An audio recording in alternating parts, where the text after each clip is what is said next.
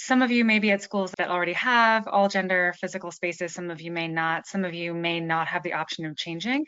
There might still be things that you can do to build more affirming spaces. I have experienced harassment in women's bathrooms and in men's bathrooms. And when I contacted our Title IX and diversity office at that institution, what they did was to write a very clear, with kind of school logos on it, flyer saying, this university recognizes that staff, students, and visitors will use the gender that best fits them. And I knew the school stood by me because they had put that sign up, even though they couldn't change the physical structure of the building. We want you thinking about this in a really broad way, right? When you're thinking about what is gender specific and what is all gender inclusive in your institution, physical spaces, a range of activities.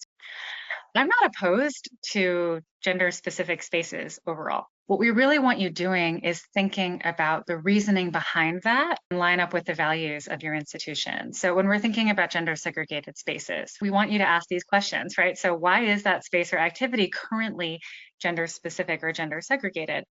Who, if anyone, does that benefit, and who, if anyone, does that hurt?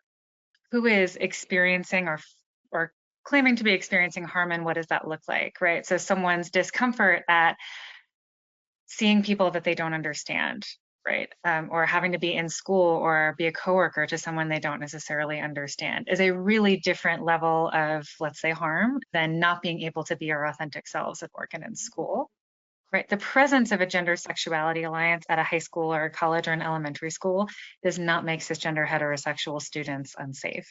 Whereas the presence of an organization like that for LGBTQ students might actually make them safer, right? Might reduce isolation, might help them to know that they're welcome on your campus.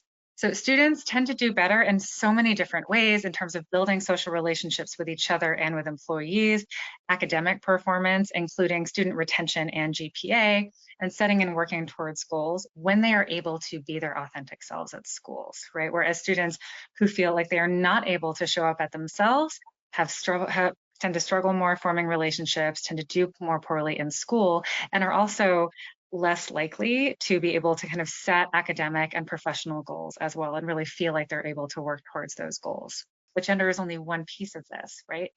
Do students feel that they're able to be their authentic selves at your institutions? And if not, if there are barriers to that, how do we identify and address them? How can individual employees do that work? And how can we do that at an institutional level, just as guiding questions to carry forwards?